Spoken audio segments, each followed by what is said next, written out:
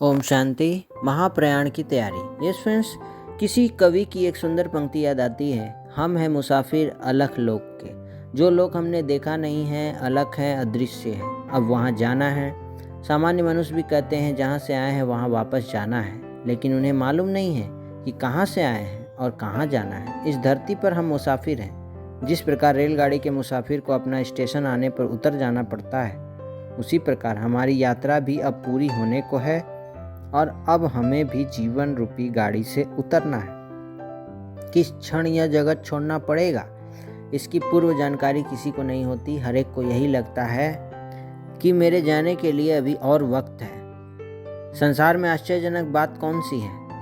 महाभारत में वर्णित यक्ष युधिष्ठिर संवाद में यक्ष पूछता है, इस संसार में कौन सी बात आश्चर्य कारक है? युधिष्ठिर उत्तर देते हैं, मृत व्यक्ति की अर्थी लेकर जाने वाले लोगों को प्रतिदिन देखते हुए भी सभी मनुष्य यही समझकर चलते हैं कि मुझे तो जल्दी जाना नहीं है। अज्ञान निद्रा में सोए हुए मनुष्य अंतिम घड़ी तक संसार के रस भोग में ही रत रहते हैं। इसी कारण उन्हें अंतिम महायात्रा की पूर्व तैयारी करने की सूझबूझ तक नहीं होती।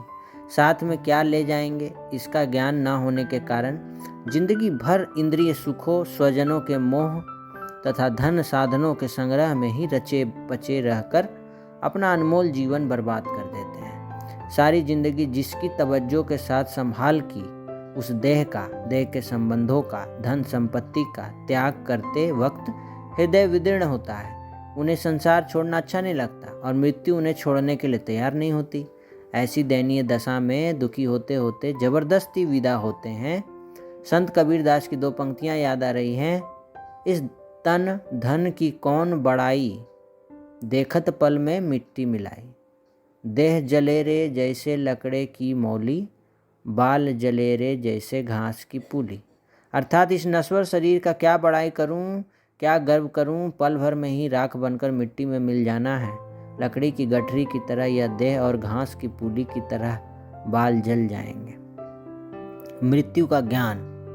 जो जन्म लेता है उसकी मृत्यु अनिवार्य है। जिसका उदय होता है वह अस्त भी होता है। जैसे बीज में से वृक्ष उगता है, उसी प्रकार बीज रूपी आत्मा से देह रूपी वृक्ष की उत्पत्ति होती है। देह रूपी वृक्ष के मृत्यु के अधीन होने के बाद बीज रूप आत्मा पुनर्जन्म धारण करती है। जन्म, जीवन और मृत्यु के बाद पुनर्जन्म। इस प्रकार यह चक्र निरंतर चलता ही रहता है। देह का विनाश होता है और आत्मा अविनाशी अमर है। जीवन में सुख और दुख का कारण क्या है? सुख हमारे सत्कर्मों का फल है और दुख हमारे दुष्कर्मों का फल है। ईश्वर कभी किसी को सजा नहीं देता, हमारे कर्म ही हमें सताते हैं। सत्कर्म जमा किए होंगे तो जीव सुख पूर्वक विदाई लेगा। खोटे कर्म किए होंगे तो अंतिम विदाई बहुत कष्टदायक बन जाएगी। दूसरा जन्म भी दुखदायक बन जाएगा। संसार में चारों ओर नजर घुमाकर देखो, सत्कर्म और दुष्कर्म के फल पाने वाले हजारों मनुष्य दिखाई देंगे। मृत्यु जीवन का अनिवार्य और सनातन सत्य है। इस बात को सहज स्वीकार करें। मृत्यु विषयक समझ पाने का प्रयास करें। मृत्यु हमें शरीर की अनेकानेक व्याधियों से छुड़ाकर नया देह, नया संबंध और नया जीवन प्रदान करती है। इसीलिए हमें मृत्यु को अपना अतरंग मित्र समझना चाहिए। मृत्यु हमें पुराने जर्जरित जीवन के स्वभाव, संस्कार, संबंध तथा भूतकाल की अनेक दुष्कल्पनाओं से मुक्त होने का मौका प्रदान करती है। उसका सस्नेह स्वागत करें। पूर्व काल में जब ट्रेन, बस, विमान आदि की खोज नहीं हुई थी, तब भक्तजन अमरनाथ, बद्रीनाथ आदि तीर्थों की यात्रा पर जाने के दिनों से बहुत पहले ही तैयारी शुरू कर देते थे। उस काल में ये यात्राएं पैदल की जाती थी। वे अपने घर वालों से कहकर जाते थे कि वापस आए तो ठीक, अन्यथा हमारे नाम का अंतिम स्नान कर लेना। अपना धंधा, घर, संपत्ति सब कुछ सौंप कर निश्चिंत होकर जाते थे। साथ में आवश्यक सामान भी रखते थे। उसी प्रकार अब संगम युग की समाप्ति के दौर में हम सब मनुष्यों को महाप्रयाण के पहले कौन सी तैयारी करनी चाहिए? आइए थोड़ा विचार करें। देह से ममत्व का त्याग करना होगा। जी, सबसे पहले तो जिस देह के साथ हम जीवन भर रहे उससे ममत्व का त्याग। देह से लगी हुई इंद्रियों के रसभोग का त्याग। बाबा कहते देह को आत्मा का वस्त्र समझकर उसकी चिंता से मुक्त होने का अभ्यास करें, अर्थात न्यारे हो जाएं। संग्रह वृत्ति से दूरी, धन संपत्ति और साधनों का संग्रह आज तक करते ही रहे। अब बाबा कहते मन को उस संग्रह वृत्ति से दूर करना है, क्योंकि ये सब साथ में नहीं जाएंगे। जीवन का लक्ष्य नज़रों के सामने रखकर वैराग्य वृत्ति पैदा करें। मेरा मेरा का जो विस्तार है उसे मन से समेट लें। वैराग्य की उत्पत्ति ज्ञान के मनन चिंतन से होती है। जैसे राजकुमार सिद्धार्थ ने रोगी, वृद्ध और मृत व्यक्ति को देखा और उनके हृदय को एक धक्का लगा कि यही दशा पत्नी यशोधरा की, पुत्र राहुल की और मेरी भी होगी। रात भर के चिंतन के बाद उन्होंने संसार का त्याग किया। शिव बाबा कहते हैं, आपको तो बेहद का त्याग करना है। संसार में रहते हुए संसार से परे अर्थात मेरेपन से मुक्त होने का अभ्यास करना है।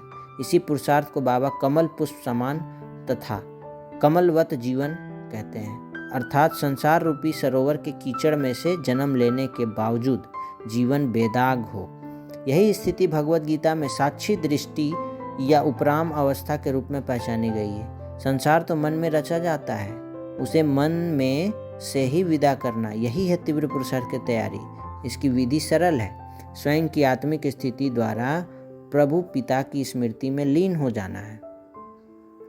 देह के हिसाब किताब चुकता करने की तैयारी किए हुए कर्मों के फलस्वरूप होने वाले रोग की पीड़ा, वेदना शरीर के माध्यम से आत्मा को भुगतनी ही पड़ती है। अब यह हमारे पर निर्भर है कि हम उसे दुखी होकर भुगतते हैं या साक्षी भाव धारण करके। अब डॉक्टरों के साथ भी हमारा पिछले जन्मों का हिसाब किताब बाकी होता है।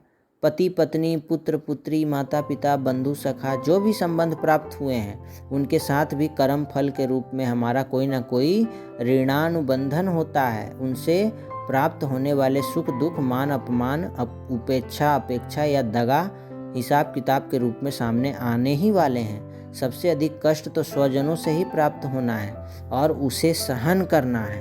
ज्ञानी आत्माओं को यह बोझ खुशी के साथ उठाकर ऋण मुक्त होना है। रोना, बिलबिलाना, लड़ना झगड़ना, आंसू बहाना या फरियाद करना, यह सब अज्ञान ही है। इनमें समय व्यर्थ बीत जाएगा। फरियाद के पहले बदले शिव बाबा कहते हैं कि बार बार मुझे याद करो तो समय सार्थक बन जाएगा भी होगा और हिसाब भी चुकतू हो जाएगा। साथ में क्या जाएगा?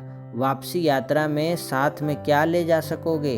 बाबा कहते हैं कि सूक्ष्म चीज़ें आत्मा अपने साथ ले जाएगी। यही चीज़ें अंतिम महायात्रा को सुखद बनाने में और नई दुनिया में श्रेष्ठ भाग्य के निर्माण में सहायक सिद्ध होगी। उदाहरण के रूप में मनसा संकल्प शक्ति या योग बल द्वारा स्वयं की और अन्य की कमी कमजोरी भस्म कर बनाया गया जमा का खाता साथ जाएगा। दिव्य गुण शक्तियाँ, ज्ञान की परिपक्वता साथ में जाएगी। दुआओं का जमा खाता साथ में जाएगा। शिव बाबा से प्राप्त हुए आशीर्वाद, दुआओं और वरदानों का खजाना भी साथ में जाएगा। अतः तीव्र पुरुषार्थ करें, शिव बाबा को याद करें। ओम शांति। धन्यवाद।